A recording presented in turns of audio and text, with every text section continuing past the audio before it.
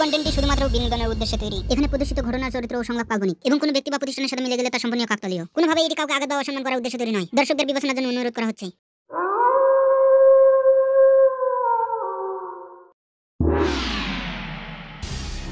চান্দা ভাই, হরিহরপুরে একজন চেম্বার খুলেছে, আপনার অনুমতি নেয়নি, কিন্তু এই বিষয়টা তাড়াতাড়ি কিছু করেন, কারণ দেশের সরকার এত তাড়াতাড়ি বদল হচ্ছে, আমরা কিন্তু চান্দাটাও নিবা পারবো না। কি আমার অনুমতি ছাড়া দোকান দিছে? কার এত বড় সাহস? চল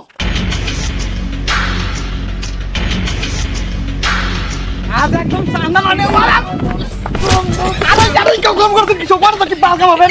আসো আসো চান্দা মানিয়া বাবা আমি আজ মুখা আমি সরকার নাই এখন কত নাই। আরে কি হলো চান্দা ভাই, তাড়াতাড়ি চলেন, তাহলে আবার দোকান তুলে নিয়ে যাবে, বুঝেন না? চান্দা নিতে পারবো না। দেখিস না দেওয়ানোর বেলা আগেই গেছে। তাড়াতাড়ি পিছনে তাড়াতাড়ি পিছনে আয় তাড়াতাড়ি। হ্যাঁ চলো চলো। বাংলাদেশের পরিস্থিতি এমনি ভালো না এখন, মনে চলো।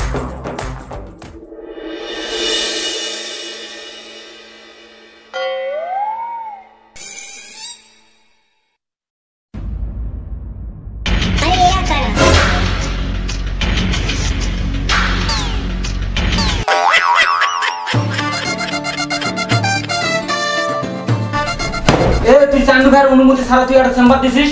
তোর তো সাহস কম নয়, তুই জানিস এখানে চান্দু ভাইয়ের অনুমতি ছাড়া মানুষ একটা হাতও পারে না। কি দেবো তুই বুঝতে পারতেছিস না? চান্দা দিবি চান্দা।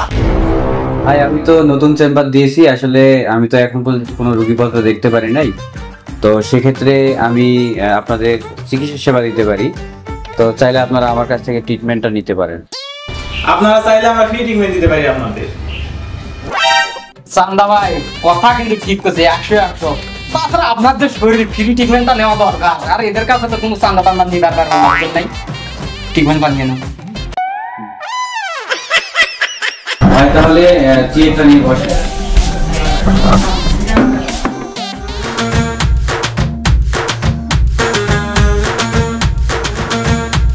দেখি ভাইয়া হাতটা।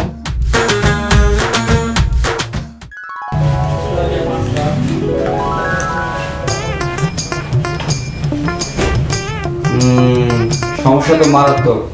বিষয়টা হচ্ছে আপনাকে তো ভাই ইনজেকশন দিতে হবে। আচ্ছা ঠিক আছে ভাই, আপনি তাহলে ওনাকে একটু চেয়ারে বসান।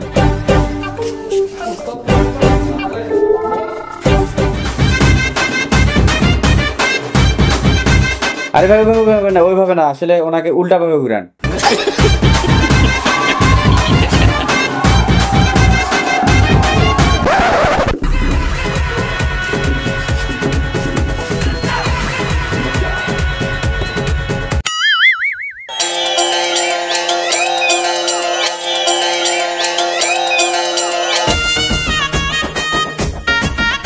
চান্দা হয়েছে, হ্যাঁ চান্দা নিবি দা।